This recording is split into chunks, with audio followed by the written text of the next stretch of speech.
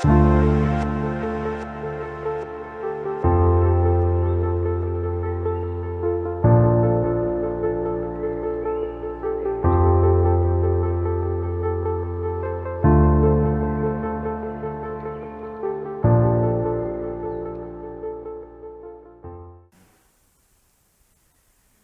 hermanos, como les comento, el sermón se titula Hombres imperfectos que sirven a la iglesia de un Dios perfecto.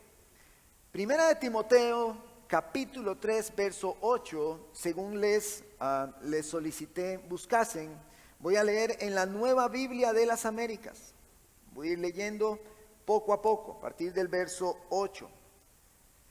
De la misma manera, también los diáconos deben ser dignos de una sola palabra, no dados al mucho vino, ni amantes de ganancias deshonestas, sino guardando el misterio de la fe con limpia conciencia, que también sean sometidos a prueba primero, y si son irreprensibles, que entonces sirvan como diáconos.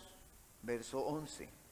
De igual manera las mujeres deben ser dignas, no calumniadoras, sino sobrias, fieles en todo.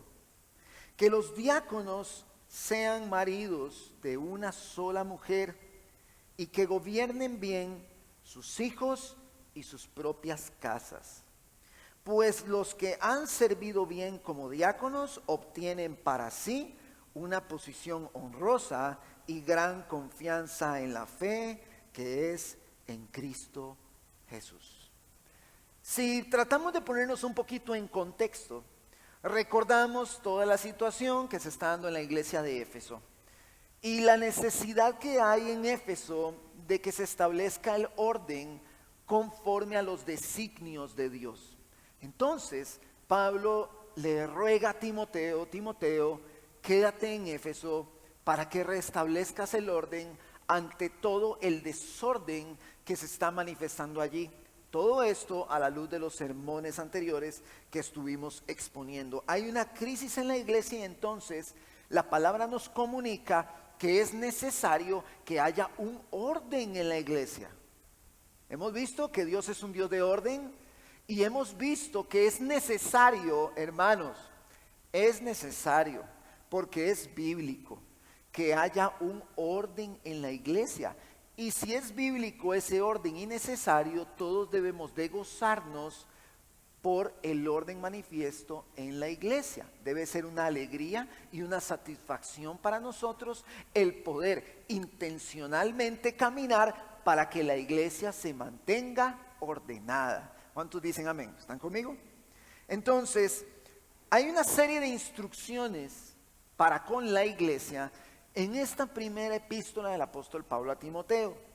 Vimos en el sermón anterior todo lo concerniente al ministerio pastoral, las características del pastor, a qué debe dedicarse al pastor, cómo debe trabajar el pastor, cómo debe ser su carácter, cómo debe ser su familia y todo eso que estuvimos exponiendo. Y quiero animarles a que estén repasando todos estos sermones.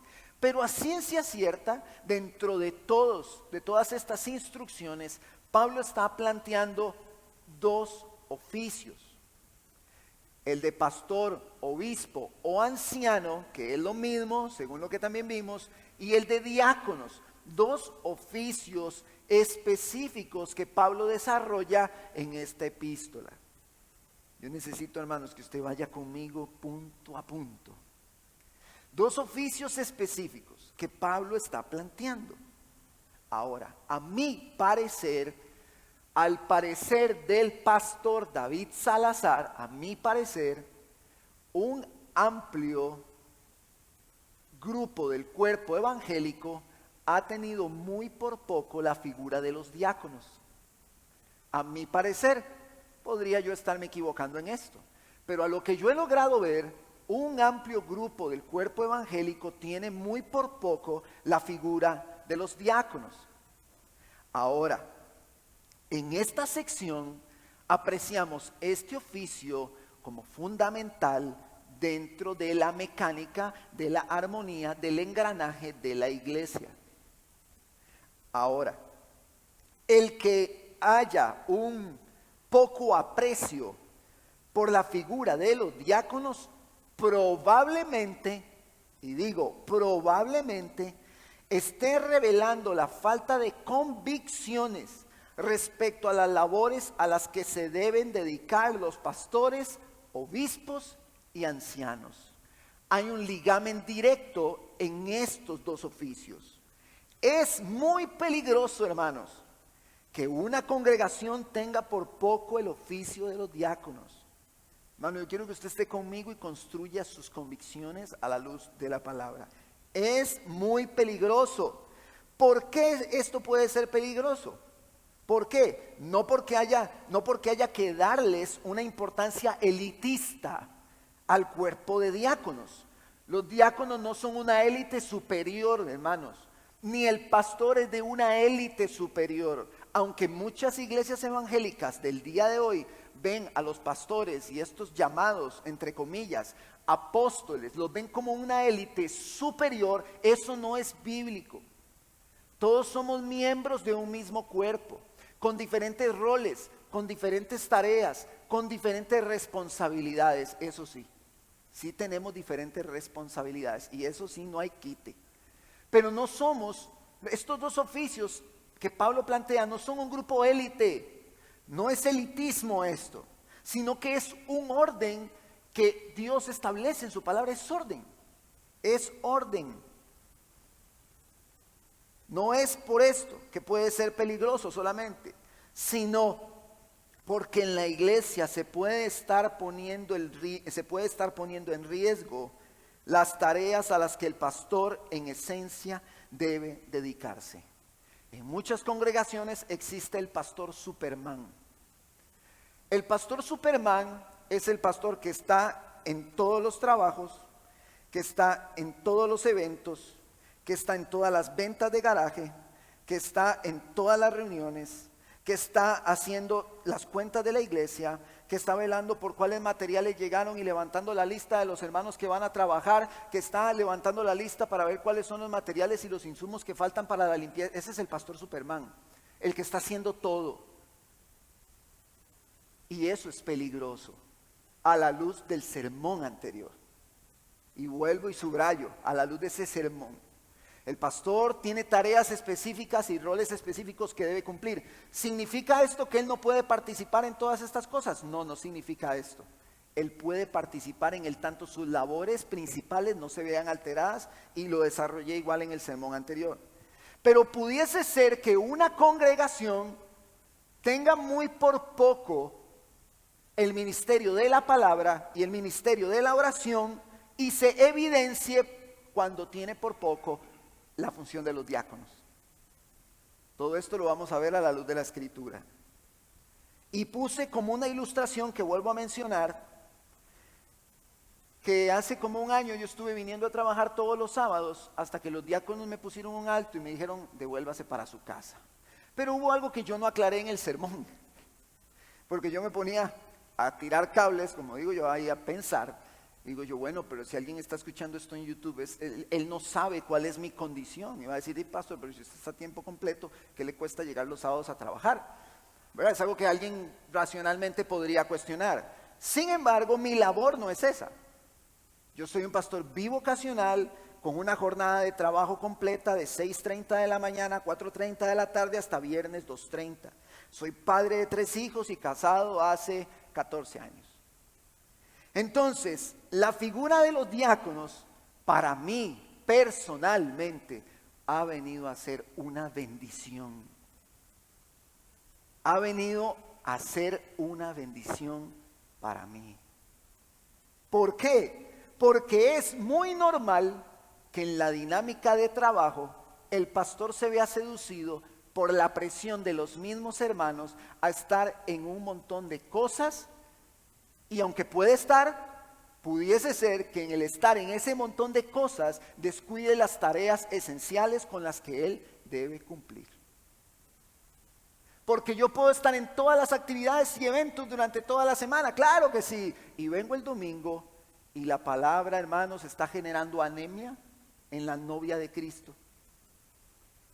Y probablemente la exposición no esté siendo fiel a la verdad y se corre ese riesgo.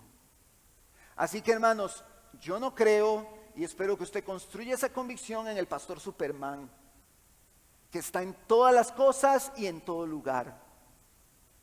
¿De acuerdo? Eso es importante que usted lo tenga muy claro, aunque él puede participar. Ahora, este principio que acabo de mencionar, los primeros en la congregación local que deben tener esto bien claro son los diáconos. Vaya conmigo a Hechos capítulo 6 y mantenga 1 Timoteo capítulo 3. Es necesario que los diáconos tengan claro este principio.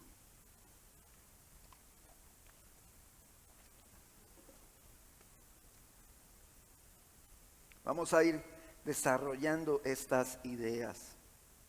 Hechos capítulo 6, verso 1, me dice amén cuando lo tiene. Voy a leer en la Reina Valera. Pastor, pero usted puede leer, siempre lee en la Nueva Biblia de las Américas. Bueno, para serles bien honesto, trabajé todo el sermón con la Reina Valera y me di cuenta hasta el final. Pero está bien, mantenemos la verdad de Dios y eso está muy bien. Pero vamos a leer en la Reina Valera. En aquellos días, como creciera el número de los discípulos, hubo murmuración de los griegos contra los hebreos, de que las viudas de aquellos eran desatendidas en la distribución diaria. Entonces los 12 convocaron a la multitud de los discípulos y dijeron: no es justo que nosotros dejemos la palabra de Dios para servir a las mesas. ¿Qué no es justo? Buscad pues, hermanos, de entre vosotros a 7 varones de buen testimonio, llenos del Espíritu Santo y de sabiduría, a quienes encarguemos de este trabajo. Y nosotros persistiremos en la oración y en el ministerio de la palabra. Verso 5. Agradó la propuesta a toda la multitud. Y eligieron a Esteban, varón lleno de fe y del Espíritu Santo, a Felipe, a Prócoro, a Nicanor, a Timón, a Pármenas y a Nicolás, prosélito de Antioquía, a los cuales presentaron ante los apóstoles, quienes orando les impusieron las manos. Algo que debemos entender con Hechos de los Apóstoles es que Hechos de los Apóstoles nos está narrando una historia. Hechos de los Apóstoles es una narrativa, no es normativo. ¿Qué quiere decir esto, pastor? Que las cosas que se dieron en Hechos de los Apóstoles o se hicieron en Hechos de los Apóstoles no se van a dar, ni se van a hacer o tienen que hacerse de la misma manera hoy. ¿Sí? Eso es lo que significa que no es normativo. Pero Hechos de los Apóstoles sí nos da principios importantes en toda su historia. Él nos da principios. Es claro que los apóstoles debían dedicarse a la oración y el ministerio de la palabra. En eso estamos claros, ¿verdad que sí? Estamos súper claros en esto. Ahora, hay una relación directa entre esta función de los apóstoles y lo expuesto en el sermón anterior de los pastores, obispos y ancianos, lo cual vimos claramente que para ellos su tarea principal es dedicarse a la lectura, a la exhortación, a la enseñanza, al cuidado de la grey, al consejo, a la instrucción y a prepararse para que la iglesia sea bien alimentada. ¿Sí? A la luz de ese sermón anterior. Los diáconos fueron puestos en este contexto de Hechos para atender tareas prácticas que iban a interrumpir la labor crucial de los discípulos, la oración y la palabra. Entonces llaman a los diáconos para esto. Y aunque esto es un principio, entendiendo que el contexto es muy diferente al del día de hoy, y quiero hacer énfasis en eso, si hay algo que sabemos es que si el pastor lo permitiera, se llena de tareas prácticas que, aunque no son malas, estas van a entorpecer las labores principales a las que él debe dedicarse. Si uno lo permite como pastor, hermanos, uno está en todas las reuniones, en todos los eventos, en todas las ferias, en todas las actividades, si uno lo permite. Porque la iglesia tiende naturalmente a pensar, el pastor tiene que estar. Pero es necesario crear convicciones a la luz de la palabra y el sermón anterior que nos dice, ok, si el pastor está, gloria a Dios, qué bueno, qué dicha, está bien que esté, no está mal, pero si no está, la iglesia es la iglesia. La iglesia no está sujeta al pastor, está sujeta a Cristo, no depende del pastor, depende de Cristo. Y la iglesia es de Cristo, usted le pertenece a Cristo. Y aunque yo tengo una tarea específica para con la iglesia local, voy rescatando aspectos importantes también. Ahora, acá hay un detalle importante en Hechos, en el verso 5. A la multitud le agradó la propuesta. Ellos dijeron, excelente. Y yo me pregunto, ¿el día de hoy es igual?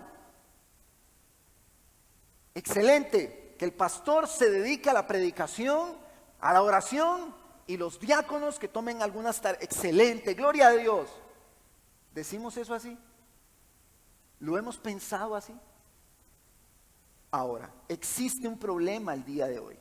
¿Cuál, pastor? Mucha iglesia no tiene convicciones sólidas respecto a la importancia que tiene la oración en la vida del pastor y el ministerio de la predicación. Para los hermanos que han estado en cursos de predicación expositiva, saben que el predicar la palabra de Dios contempla algunas aristas que componen un estudio responsable, una exégesis bien elaborada. Y voy a dar un ejemplo. Un pastor a tiempo completo, en promedio, se dice que debe durar confeccionando su sermón entre 16 y 18 horas. Un pastor bivocacional, que es en la condición en la que yo estoy, duramos por lo general entre 6 y 7 horas. Créanme que en un sermón de 6 y 7 horas y un sermón de 16, 18 horas hay una gran diferencia. Pero esta es la posición en que yo me encuentro ahorita, labor bivocacional. Voy a tocar aspectos de nuestra iglesia local en todo el sermón. Así que es bueno que usted esté bien atento porque usted va a estar involucrado en todo esto.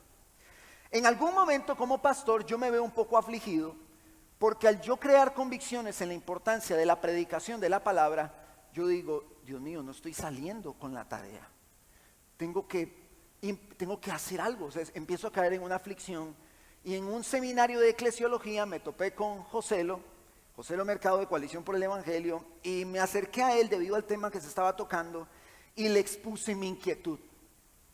Y entonces él me dijo, mira, tienes que pensar en que la fidelidad no se sujeta a la condición, a la cantidad de horas que estés trabajando, sino a ser fiel con las pocas que tienes ahorita.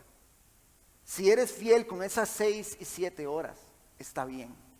Y eso me dio muchísima paz y yo dije, gloria a Dios, está bien, lo comprendo, eso me bendijo muchísimo.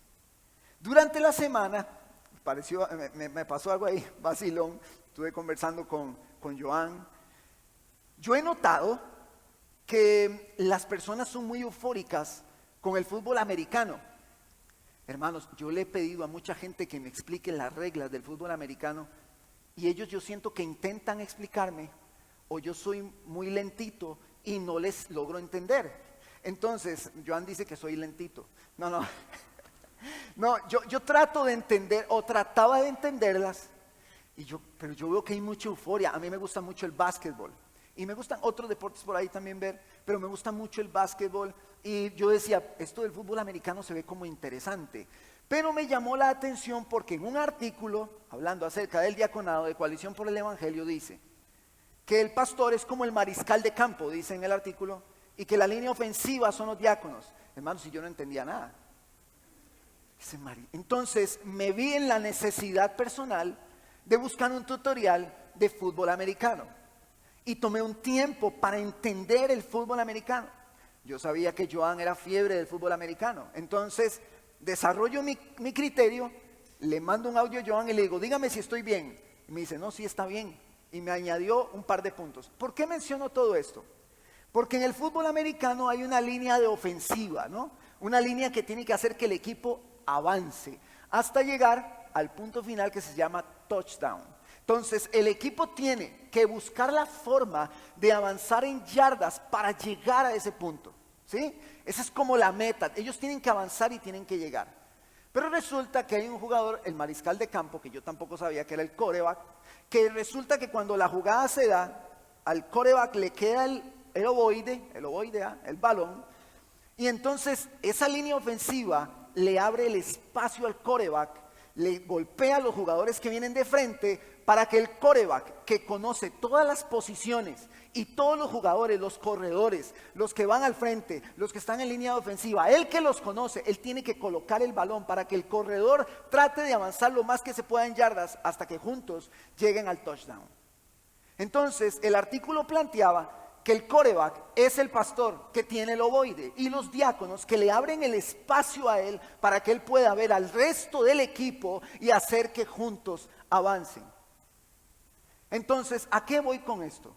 La tarea de los diáconos, según el principio que vemos en Hechos de los Apóstoles, es abrir un espacio para que los ancianos, obispos y pastores puedan caminar y dedicarse a lo que tienen que dedicarse. El quarterback no hace nada sin los corredores. El quarterback no hace nada sin el equipo de ofensiva. El quarterback no hace nada tan siquiera sin la defensiva. El quarterback solo no lo va a lograr.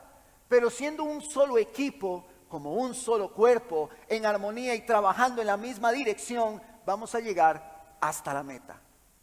Solo que la responsabilidad del quarterback involucra conocer a todo el equipo, sus funciones, tomar el ovoide y colocarlo en el punto específico para tratar de avanzar. Entonces, fue muy interesante para mí ver todo esto, del fútbol americano. Y me llevó a meditar en todo esto. A la luz de esto, los diáconos sirven en favor de la causa principal, que los ancianos logren con eficacia su tarea. Los diáconos se caracterizan por buscar soluciones. Los diáconos, cuando viene el dolor, ellos en vez de agravarlo, ellos buscan aliviarlo. Para muestra un botón, esta semana se da una situación, nos llega un correo, la hermana Mila se comunica conmigo, la mamá de Wendy me dice: pastor, tenemos este correo, una situación que había que atender, que ameritaba cierta logística del banco de alimentos y que había que correr porque era hasta el viernes que había tiempo. Inmediatamente yo se lo comunico a los diáconos, ellos me sacan de la ecuación a mí, porque así fue, y tuve que indagar hasta el viernes en la noche, me sacan de la ecuación y ellos hacen que las cosas avancen en cuanto al banco de alimentos. Entonces mi cabeza estuvo dedicada a las cosas que tenía que dedicarse mientras los diáconos hacían esa línea de ofensiva, haciendo que el reino avance en todo lo concerniente a las ayudas de misericordia. ¿Sí están conmigo? Ahora, vamos despacio. Ellos son los primeros que deben de tener claras las tareas de los ancianos. Ellos facilitan ese camino para que los ancianos estén en oración, estén en la palabra, estén estudiando, se estén preparando. Los diáconos buscarán armonía y bienestar en la iglesia en general. Ahora, esto amerita que ellos puedan jactarse en ninguna manera. Sabemos que todo lo que hacemos, así como el pastor, lo hacemos por la gracia de Dios. La gracia de Dios. No es porque nosotros en nosotros mismos tengamos esta linda disposición, sino porque el Evangelio opera en nosotros, respondemos a Él en gracia para que el reino avance. Algunos dicen que el trabajo del diaconado es un trabajo ingrato. Algunos dicen eso, ya que son muchas las tareas que tienen y casi nadie las ve, y con lo cual nadie se va a acercar a darles gracias por la gracia que Dios les ha dado para ejercer su labor. Es importante que nosotros estemos conscientes de esto. Respecto a sus funciones, plantea el diccionario bíblico Holman: siglos posteriores a la iglesia primitiva mostraron cómo los diáconos se dedicaron a la administración de bienes para los pobres, colaboración en las celebraciones de bautismos y la cena del Señor, y en el cumplimiento de tareas administrativas y de servicio. La palabra diácono se deriva del verbo servir, servidor, servidora. De cierta forma, todos nosotros somos diáconos en cierta medida.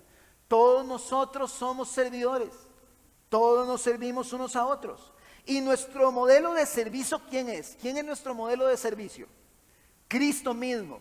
Cristo es nuestro modelo de servicio.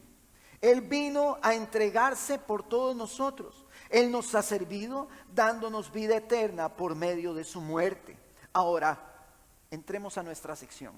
Vamos al texto. Verso 8 del capítulo 3. Era necesario para mí hacer este preámbulo por encima de la tarea de los diáconos. De la misma manera, también los diáconos deben ser dignos de una sola palabra, no dados al mucho vino, ni amantes de ganancias deshonestas, sino guardando el misterio de la fe con limpia conciencia. Esto nos lleva a nuestro primer encabezado. El diaconado, al igual que el ministerio pastoral, demanda un alto estándar moral. Así como el pastorado, los diáconos deben ser modelos en su conducta moral para la iglesia. Deben ser modelos en su conducta moral. Deben ser dignos, se traduce como personas respetables que cumplen con lo requerido para tomar las tareas que corresponden. De una sola palabra, deben ser honestos, no deben caracterizarse por mentir, deben ser hermanos que se caractericen por hablar con transparencia y cumplir con sus compromisos. No dados al mucho vino, y no brincará quien diga, pero un poquito sí. No voy a entrar en ese tema hoy, más adelante voy a entrar en ese tema del vino, que más adelante Pablo le dice a Timoteo, Timoteo, necesito que tomes vino y que no tomes agua por tus problemas estomacales, pero será un tema que tocaremos después. Pero bueno, acá dice que no pueden ser unos borrachos los diáconos, no pueden ser, como decimos nosotros, unos jumas. No, ellos no pueden ser así, no deben ser borrachos. Pero acá vemos un principio. Ellos no deben tener ningún tipo de exceso. Ellos no pueden caracterizarse por tener excesos. Ese es el principio que vemos detrás del mucho vino. Ellos no pueden ser borrachos, no pueden tener exceso. Y de hecho, bueno, para adelantar un poco, entre paréntesis, muchos piensan que en este tiempo había un vino sin alcohol. Pero no, hermanos, la uva en su fermentación bota el alcohol. O sea, ella tiene alcohol. Hasta hace unos años para acá, según una investigación que estuve haciendo, que estoy en eso, logré ver que se le ha quitado el alcohol al vino. Pero este vino, tiene alcohol. Es importante aclarar esa parte. Ellos no deben ser borrachos, no deben ser amantes de sacar ganancia por debajo de la mesa. Ellos no deben servirse de la iglesia. Ellos no deben ser ventajistas y decir, ok, como nosotros estamos en el diaconado, es igual que el pastor, no debe hacer esto. Como estamos en el diaconado, yo como soy el pastor voy a abusarme. Yo tengo la autoridad y yo voy a agarrar de aquí un poquito para mí, así bajo mi propio designio. Eso no debe hacerlo un pastor. No debe hacerlo, ni tampoco deben hacerlo los diáconos.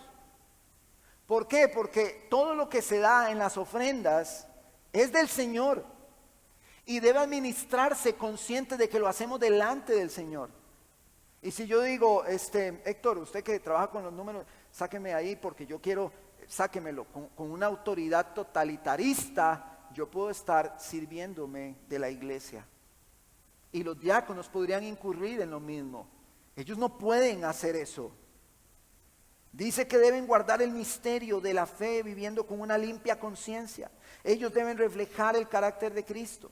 Debe evidenciarse que viven con una limpia conciencia a la luz de la palabra. Verso 10. Que estos también sean sometidos a prueba primero. Y si son irreprensibles, entonces sirvan como diáconos. Nos llevas nuestro segundo encabezado.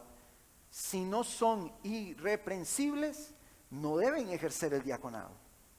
Ellos deben ser sometidos a prueba para verificar esto. Pero acá tenemos un pequeñito problema. Pequeñito problema. Acá no dice cómo deben ser puestos a prueba. El texto no lo dice. Tampoco el texto dice si la iglesia o toda la iglesia está involucrada en dicha prueba. eso tampoco lo dice. Pero, como pastor de la iglesia local, concluyo yo, David Salazar, lo siguiente, en 4 puntos. Punto número 1. En Hechos 6, creo yo, se nos da otro principio. La iglesia debe participar en alguna medida en la aprobación del nombramiento de los diáconos. Número 2, al comisionársele a Timoteo la tarea de colocar al liderazgo pastoral y los diáconos, creo que el pastor o pastores son los que encabezan y concretan la elección y nombramiento de los diáconos, evaluando su carácter y convicciones teológicas en cuanto a la verdad de Dios. Punto número 3. A la luz de esto, considero que los años de fidelidad delante de la congregación local son suficientes para comprobar la irreprensibilidad de los diáconos que hoy tenemos, sin anular las objeciones que puedan presentar los hermanos en relación a la integridad de los futuros candidatos o diáconos que ya están en el ejercicio de su labor. Punto 4. Creo también que dicho proceso debe ser acompañado de oración, prudencia, sobriedad y sensatez. Esto responde a muchas preguntas. Y voy a seguir respondiendo porque hay algo que se complica aún más en este texto. Si ustedes lo están viendo a detalle conmigo, si ustedes van conmigo y ustedes van leyendo, ustedes saben que hay más complicaciones en este texto. Tengo que entrar a esto, hermanos, porque es construcción de convicciones en la iglesia local. Por otro lado, es importante aclarar lo siguiente: si el pastor cumple con los requisitos estudiados, muy probablemente su decisión será una decisión sana. ¿Usted está conmigo? Yo creo que están poniendo mucha atención y mucho silencio, eso está muy bien.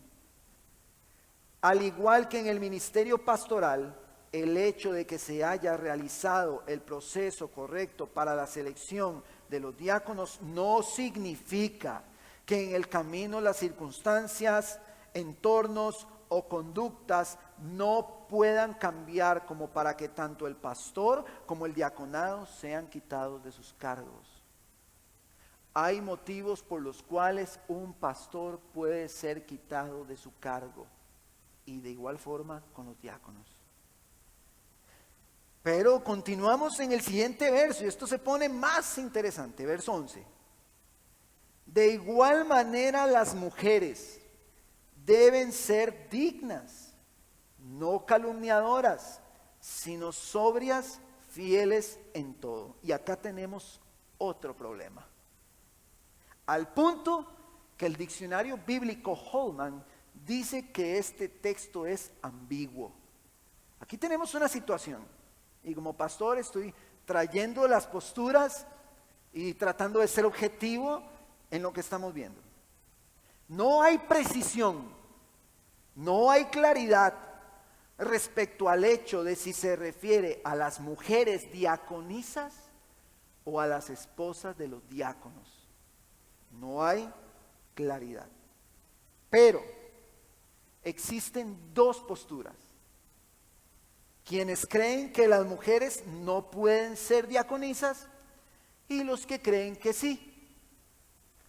Pero consideremos juntos esto. Después de que habla de los pastores en el texto, dice, de la misma manera, y viene a hablar de los diáconos. Después de los pastores, de la misma manera, los diáconos. Y cuando llega a las mujeres, usa exactamente el apóstol Pablo lo mismo. De igual manera, que pastores, de igual manera los diáconos, de igual manera las mujeres. De igual manera. Y se habla de las mujeres y dice que deben ser dignas. ¿Dignas de qué y para qué? Es una pregunta que yo hago. Si fuera que son las esposas de los diáconos, me parece a mí, David Salazar, muy interesante que se hable de los requisitos de las esposas de los diáconos y no de las esposas de los pastores. A mí me parece sumamente interesante. Voy a plantear a la iglesia las dos posturas y usted las va a ver conmigo. Los que consideran que se habla de las esposas de los diáconos argumentan lo siguiente. Según el capítulo 2 de Timoteo que ya vimos, la mujer no puede ejercer autoridad sobre el hombre. Ellos consideran que los diáconos ejercen autoridad sobre la iglesia. Comentan que en Romanos 16, cuando se dice, el apóstol Pablo a la iglesia en Roma, le recomiendo a nuestra hermana Febe, diaconisa de la iglesia en Cencrea, eso lo dice Romanos 16, ¿sí? Ellos consideran que aunque nuestras versiones, Reina Valera, Nueva Biblia de las Américas, dicen diaconisa, cuando se habla de Febe, el término que se utiliza es servidora y no se está aludiendo al cargo oficial del diaconado. La otra postura, hermano, yo sé que esto está un poco académico, pero yo sé que esto no es tal vez muy normal en los sermones, pero es necesario para la iglesia local hacer esto hoy y hacerlo un poco diferente. La otra postura, los que consideran que se refiere a mujeres diaconisas argumentan, en el diaconado no se ejerce autoridad y dominio sobre el hombre en la iglesia. Consideran que claramente en Romanos 16, según la Reina Valera, Nueva Biblia de las Américas y todas las versiones, el término utilizado para la diaconisa Febe es diaconisa, no como servidora, como usualmente se utiliza, sino como un cargo oficial.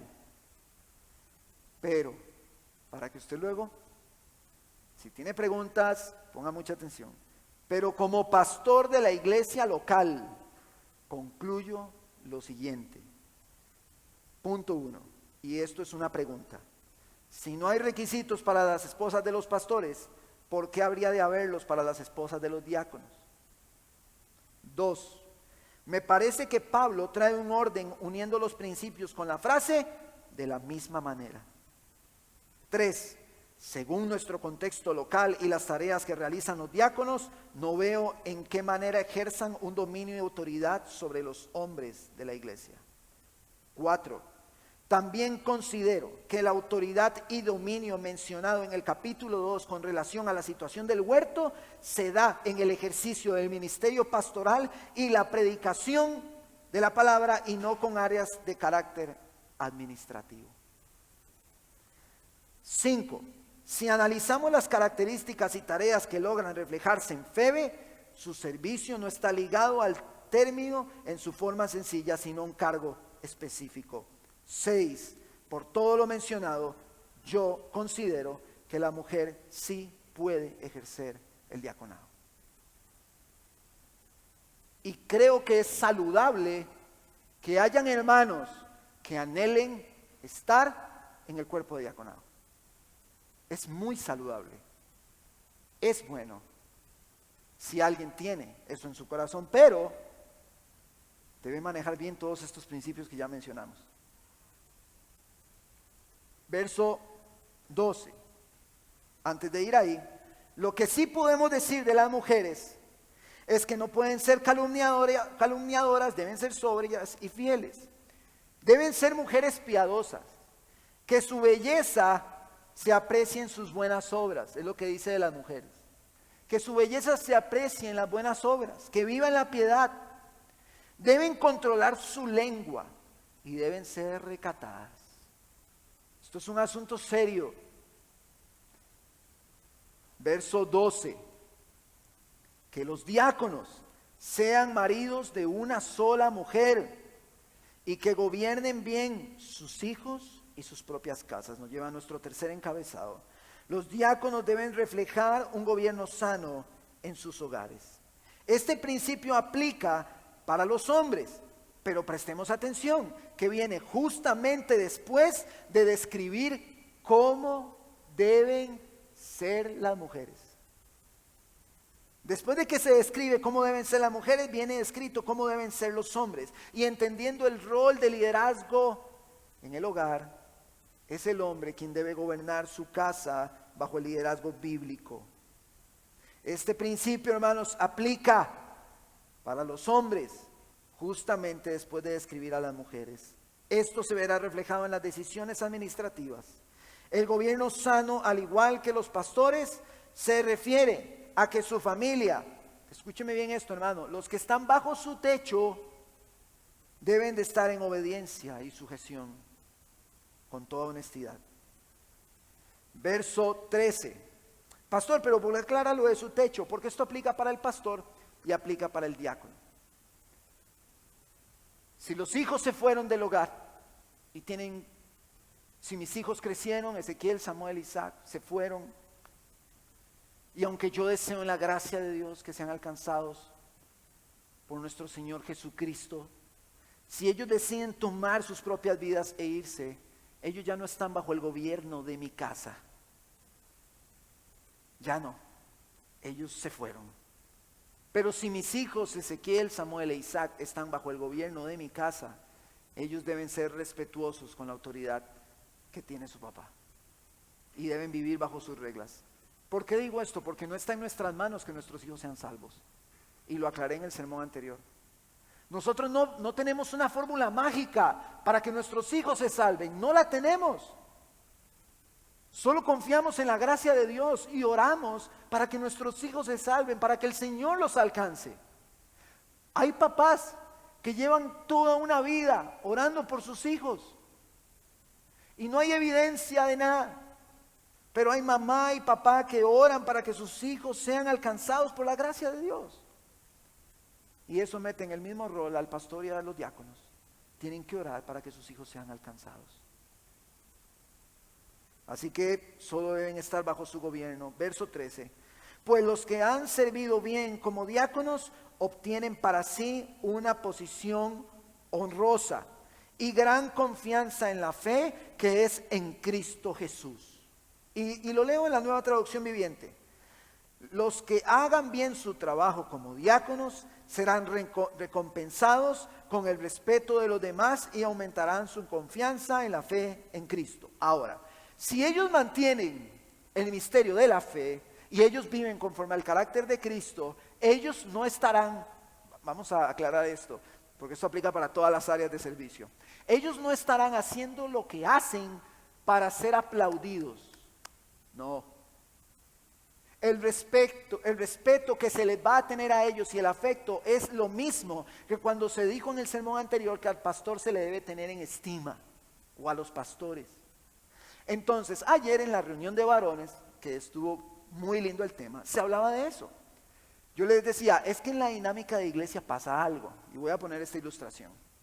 Muchos dicen, yo quiero servir, yo quiero trabajar. Entonces, pues uno como pastor dice, qué lindo, qué bueno, tiene el ánimo, quiere servir al Señor, eso está muy bien. Pero muchas veces ese impulso de servir es alimentado por un corazón que quiere ser aplaudido después de vivir muchísimos desprecios en el mundo.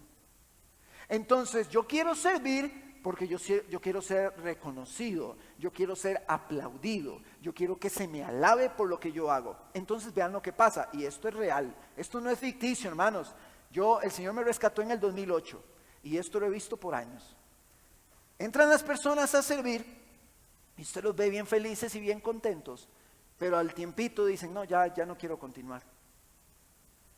Y usted indaga el por qué no quieren continuar sirviendo, y es porque no recibieron el reconocimiento y el aplauso que estaban esperando recibir por lo que hacen.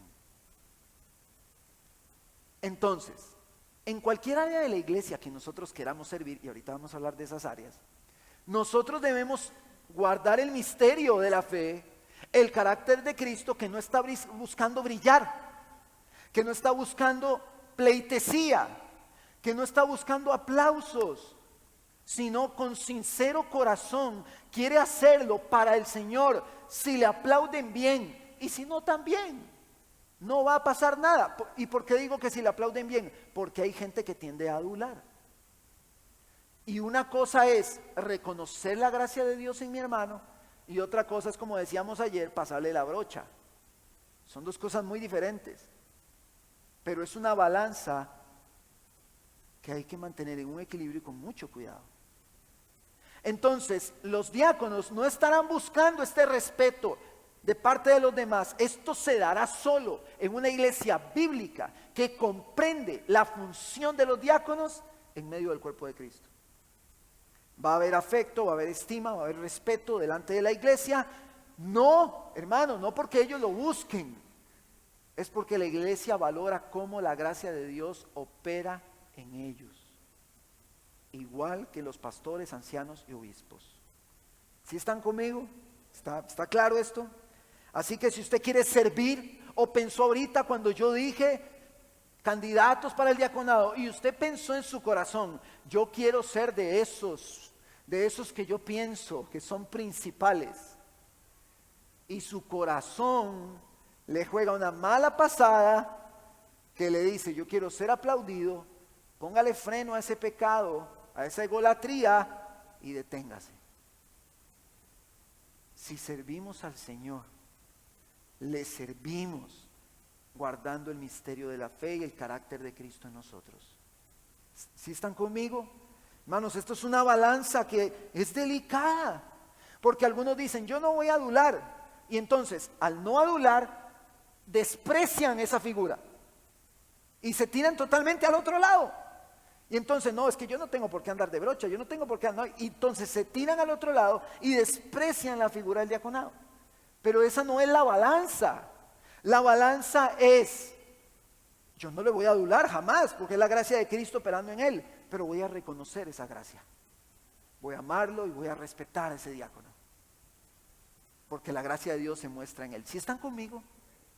Pero un error que hemos cometido en algún momento es, no, yo no voy a adular, pero nos tiramos a la otra acera y se convierte en un desprecio o en un menosprecio, donde, no es tanta cosa ya que se le va. No. Dice aquí, dice el texto, aquí, que ellos serán recompensados con el respeto de los demás. Lo dice la palabra de Dios. Entonces es importante que tengamos estas cosas claras. ¿Están conmigo? Nos lleva a nuestro cuarto encabezado. Los diáconos deben ser respetados y amados por todos nosotros. Este respeto y afecto reflejará cuánta importancia le damos al avance del reino en cuanto al ministerio pastoral y la predicación de la palabra. Y entonces ahora sí le hablo solo a los diáconos. Pastores, seguro están pensando algunos, me siento como un poco incómodo. Bueno, pues entonces hágale mente cómo me sentí yo a predicar el ministerio pastoral, siendo yo el pastor y estaba aquí al frente. Pero es la palabra de Dios y tenemos que exponerla. Yo no puedo brincarme los versos de Timoteo y decir, no, esto no lo voy a predicar. Esto sí, no, estamos en una serie expositiva donde no estamos huyéndole a ningún texto. Y habrán textos de mucha fortaleza y habrán textos de ánimo y de gozo y que tal vez yo me identifique más con ellos, pero hay otros textos como estos que son muy, muy instructivos. Pero eso no significa que no vemos a Cristo aquí. Los diáconos podrán trabajar en cosas como producción, logística, asuntos administrativos, manejo de finanzas, manejo de bienes, manejo de materiales, bancos de alimentos, trabajos con las viudas, etcétera, etcétera. A ellos se les demanda ejercer cuidado o gobierno sobre la iglesia y tampoco se dice que ellos deben ser aptos para enseñar. Ellos no necesariamente ejercen como predicadores o maestros, no necesariamente. Porque ellos no están ejerciendo ese gobierno, ese dominio, esa autoridad sobre la iglesia. Ellos sirven en labores administrativas. Hermanos, yo puedo testificar, el primero en la fila, para dar testimonio de la gran bendición que son. Y puede ser que ustedes no se den cuenta, o muchos no se dan cuenta. Pero como pastor se los digo, mucho de lo que en la gracia de Dios hemos alcanzado y llegar hasta este punto en un contexto como el que tenemos, ha sido porque Dios en su gracia ha enviado a los diáconos. Y quiero que nosotros estemos atentos a algo. Dice en el verso 13 que ellos tendrán una posición honrosa y gran confianza en la fe que es en Cristo Jesús. Todo lo que nosotros hacemos, todo, refleja nuestra fe en Cristo Jesús. Entonces, ¿Acaso quedan anuladas todas las áreas de servicio en la iglesia por los diáconos? En ninguna manera. Hermanos, en ninguna manera. Todos somos un cuerpo, y lo dije al inicio, y todos somos servidores, los unos de los otros, en diferentes áreas, hermanos, y todos los miembros del cuerpo son necesarios. Y la cabeza de la iglesia, y siempre que digo esto me acuerdo de ese varón en un campamento de jóvenes como en el 2013, 12, le dicen, ¿cuál es la cabeza de la iglesia? Y él dice, el pastor. Nunca se me olvida, hermanos, la cabeza del cuerpo no es el pastor, la cabeza del cuerpo es Cristo, y Él es nuestro modelo, a Él vemos. No son hombres lo que brillan, es Cristo. Y todo lo que hacemos, lo hacemos en función del evangelio que opera en nosotros, para que Cristo sea exaltado. Y con esto, mis hermanos, quiero ir concluyendo. Al igual que los pastores, los diáconos son hombres y mujeres imperfectos que deben ver al Cristo perfecto. Pastor, ¿significa entonces que los diáconos se van a equivocar? Claro, por supuesto. Entonces el pastor también, claro que sí. Estamos expuestos a cometer errores. Pero todos los pastores y los diáconos, que son los oficios que se mencionan aquí, junto con toda la iglesia, usted y yo, todo el cuerpo, con diferentes roles, con diferentes tareas, todos nosotros debemos ver al Cristo perfecto. No podemos limitar el servicio a dos oficios, que aunque en esencia todos servimos, debemos comprender que todos tenemos diferentes roles y tareas. Y que yo le decía a los hermanos el jueves en el grupo en casa, yo he escuchado que si una persona se le corta el dedito pequeño del pie, tiene que empezar en una terapia para poder caminar, por el dedito pequeño. Hermanos, Dios es tan glorioso y tan perfecto que Él nos da la ilustración de un cuerpo para que entendamos que dentro de ese cuerpo todos tenemos una función, y que una mano no le puede decir a la otra mano, no ocupo de usted. No, ambas manos son necesarias. Que un ojo no le puede decir a la boca, no te necesito. Que la boca no le puede decir a los ojos, no lo necesito. No se puede. Pero Dios, que es tan perfecto, Dios que es tan maravilloso, crea una iglesia, un organismo vivo, como un cuerpo cuya cabeza es Él, y todos en ese cuerpo tenemos roles, tenemos tareas, y todos debemos apreciar el evangelio en nosotros para poder servir con ánimo pronto.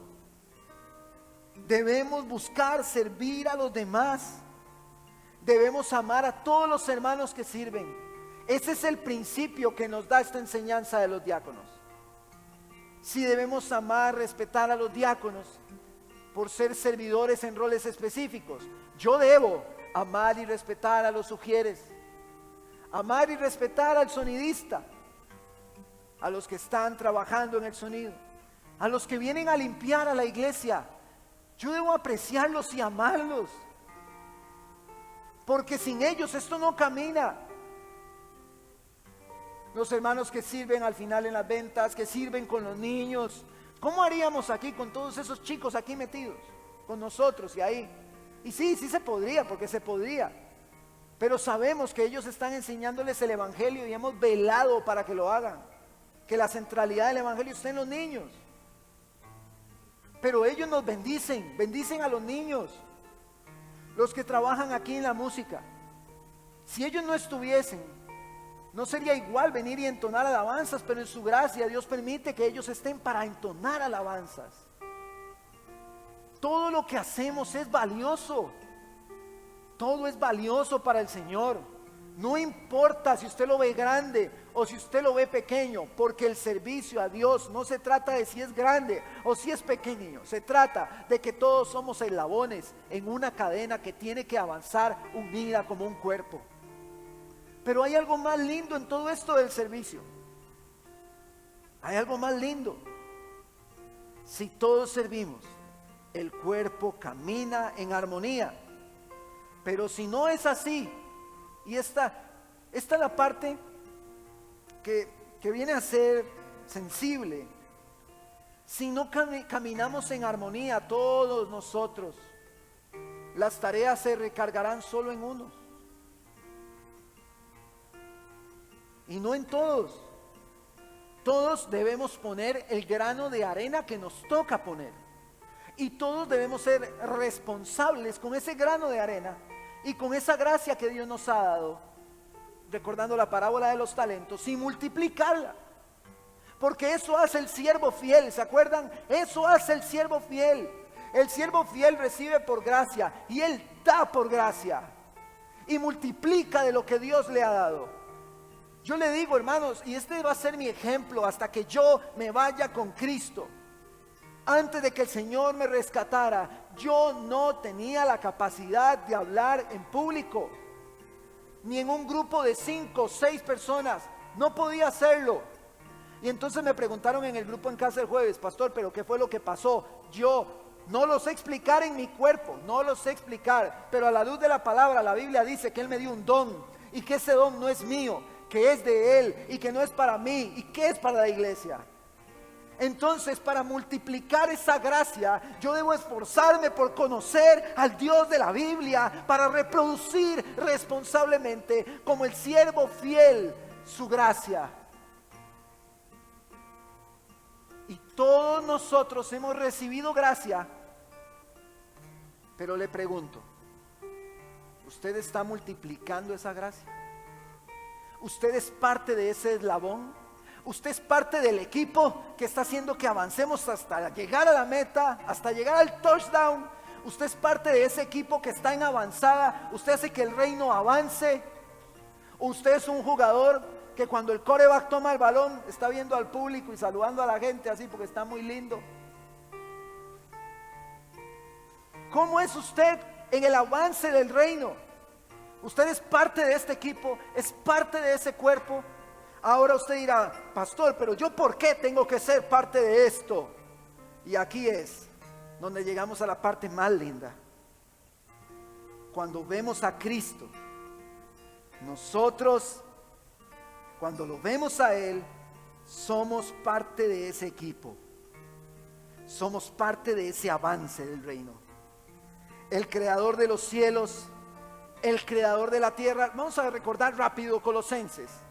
Jesús es la imagen del Dios invisible, el primogénito de toda la creación, por medio de quien fueron hechas todas las cosas, y sin Él nada de lo que ha sido hecho hubiese sido hecho. Ese es Cristo, ¿está conmigo?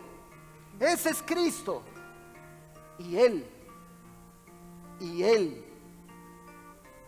fue el que se quitó su cinto, el que se inclinó y lavó los pies de los apóstoles, el que creó los cielos y la tierra. Y entonces usted dice: bueno, pero yo no fui de esos apóstoles, yo no me imagino lo que puede haber sido estar en esa situación, no me lo imagino. Y está bien, y usted puede decir: ok, yo veo que Jesús vino a servirnos, lavó los pies de los discípulos, y está muy bien. Pero hay algo más fuerte y más poderoso que el lavamiento de los pies de los discípulos para con usted directamente. Y es que Él nos sirvió tomando nuestro lugar en la cruz del Calvario. Él nos sirvió primero. Y por eso cuando hablamos de los diáconos, cuando hablamos del servicio, no podemos ignorar que todo esto es impulsado por el Evangelio, que Cristo nos sirvió a nosotros primero. Yo no estuve sentado con los apóstoles, yo no estuve sentado ahí, yo no sentí el agua en mis pies con las manos del Maestro, yo no lo sentí, pero lo que sí puedo decir es que Él murió por mí y Él me dio a mi vida eterna. Y lavó mis pecados, no solo los pies, lavó mis pecados y me dio vida eterna. Si Él me sirvió a mí, si Él lavó mis pecados, si Él me transformó a mí, ¿cómo yo no respondo en servicio a su obra, al avance de su reino? ¿Cómo? Y de lo que Dios me dio yo reproduzco en gracia, porque Él me sirvió primero. Y no lo busque y se lo leo en Mateo 20. El que entre ustedes, le dice a los discípulos, quiera ser el más grande, será su servidor.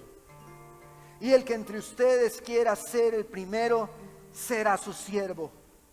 Así como el Hijo del Hombre no vino para ser servido, sino para servir y para dar su vida en rescate por muchos. Este es el servicio. Esto es lo que Él nos muestra, que Él se entregó por nosotros. ¿Qué fue lo que Dios te dio? ¿Cuál es el don que tienes? Porque lo que debe impulsarte a utilizar ese don para el servicio de la iglesia es que Él murió por usted y por mí. Él murió por nosotros. Eso nos impulsa.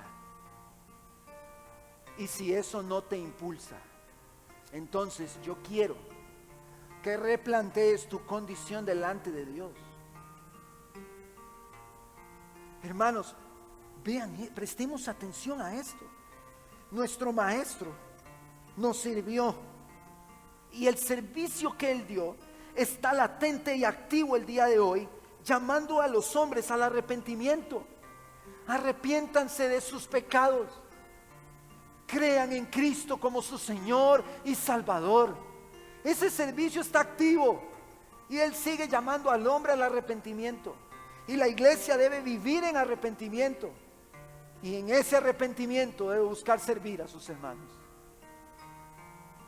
Si Él nos sirvió primero, ¿quiénes somos nosotros para no servir a los demás? Y si tu condición es desfavorable hoy delante de Dios, es bueno que te pongas a cuentas y pidas perdón, porque Él sirvió a cada uno de nosotros para que hoy nosotros podamos pedir perdón delante de Él y alcanzar salvación y vida eterna. ¿Cuántos dicen amén? ¿Qué le parece si usted ahí donde está